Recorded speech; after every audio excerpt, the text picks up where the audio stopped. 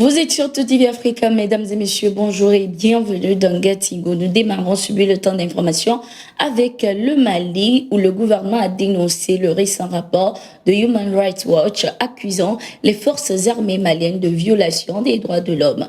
Les autorités ont rappelé que malgré l'environnement particulièrement difficile dans lequel elles évoluent, les forces armées s'emploient en toutes circonstances à accomplir leur devoir régalien de sécurisation du territoire et de protection des populations et des biens.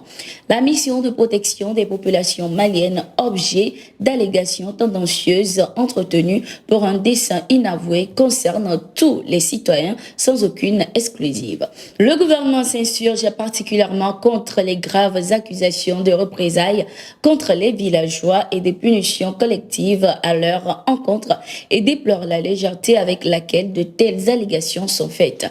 Il observe en outre la persistance, voire la recrudescence de ces allégations au moment où des avancées notables se sont réalisées tant dans le domaine sécuritaire que dans le cadre du processus politique de la transition, pouvait-on lire dans le communiqué du gouvernement. Par la même occasion, les autorités maliennes ont invité l'ONG Human Rights à inscrire son œuvre de veille et de monitoring de la situation des droits de l'homme dans une démarche impartiale, non biaisée, équilibrée et objective.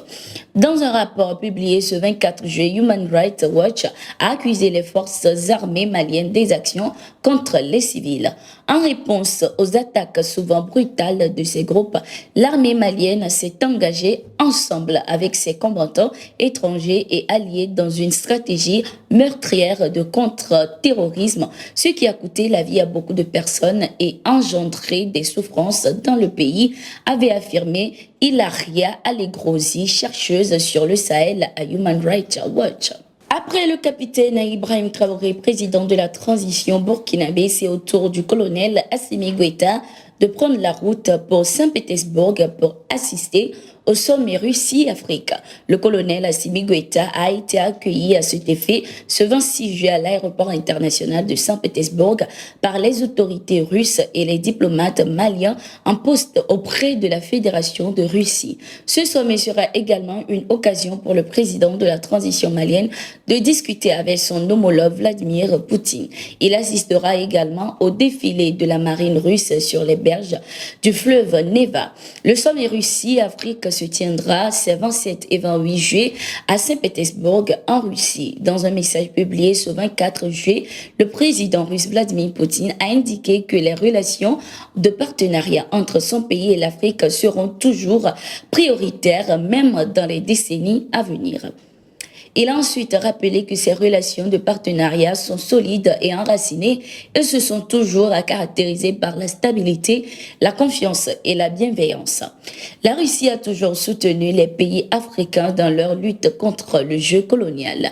Elle a renforcé les institutions, a renforcé leur souveraineté et leur capacité de défense. Plusieurs centaines d'infrastructures et d'industries ont été construites dans certains pays africains avec la participation de spécialistes russes dans plusieurs domaines comme les centrales électriques, les systèmes d'irrigation, les entreprises industrielles et agricoles qui sont fonctionnelles pour ces temps.